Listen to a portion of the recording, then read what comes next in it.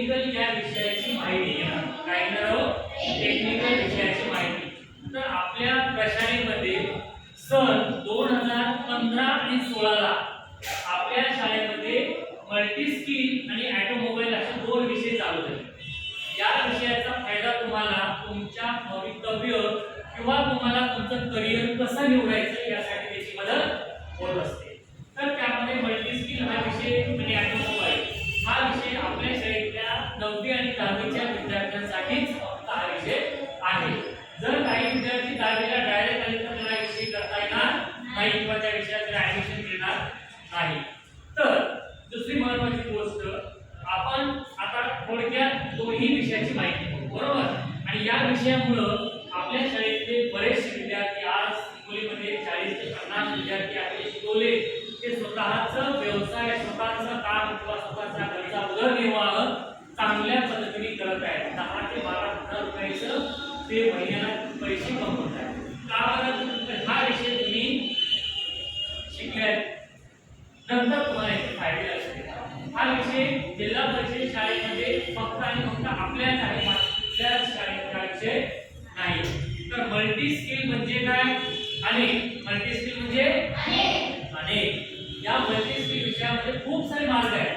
आता बघा, इथं बसले तुम्ही आहे, आता इथं तुम्हाला डॉक्टर व्हायचं आहे, तुम्हाला शेतकरी व्हायचं आहे, तुम्हाला ऍग्रीकल्चर मध्ये जायचं आहे, तुम्हाला डॉक्टर बनायचं, इंजिनियर बनायचं, फार्मर बनायचं आहे, त्याच्यानंतर मेकॅनिकल बनायचं आहे, जे काही बनायचं आहे, मिस्त्री बनायचं, ठेकेदार बनायचं, सिव्हिल इंजिनियर, कॉम्प्युटर इंजिनियर, जे काही बनायचं ते बनण्यासाठीचा मार्ग तुम्ही या विषयामधून निवडणार. तो विषय कोणता आहे?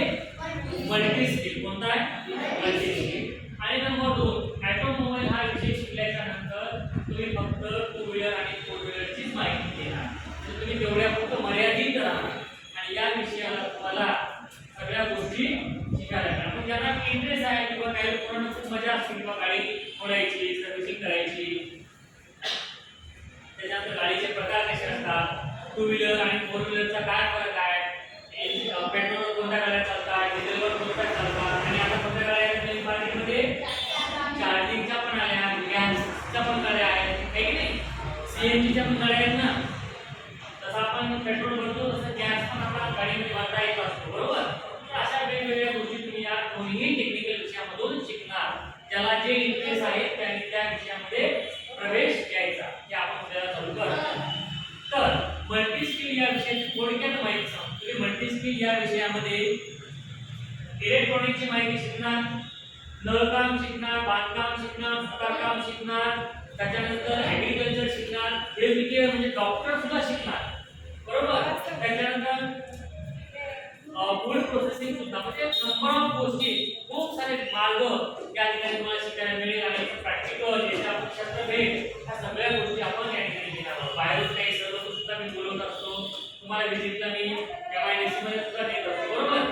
तर या टेक्निकल विषयामध्ये आपल्याला भरपूर साऱ्या गोष्टी शिकायच्या आहेत. तर तुम्हाला एक साधं उदाहरण देतो. तुम्हाला ज्या रोजच्या तुमच्या सभोवतालचं जे वातावरण आहे, एन्व्हायरमेंट आहे, त्या वातावरणामध्ये तुम्ही ज्या गोष्टी बघितल्या त्या गोष्टी फक्त आपण टेक्निकली वापरणार आहे. तर सगळ्यांनी टेस्टर बघितलं का? सगळ्यांनी टेस्टर बघितलं? टेस्टर आणि स्क्रूड्रायव्हर. स्क्रूड्रायव्हर सगळ्यांनी बघितलं? त्या दोन्ही गोष्टी तुम्हाला माहिती आहे, पण त्याचा उपयोग कसा करायचा हे सुद्धा माहिती आहे, पण आपण ह्याचा प्रॅक्टिकली आपण सगळ्या गोष्टी माहिती करून घेऊया. स्क्रूड्रायव्हरचा उपयोग कशासाठी केला जातो बरं? Very good.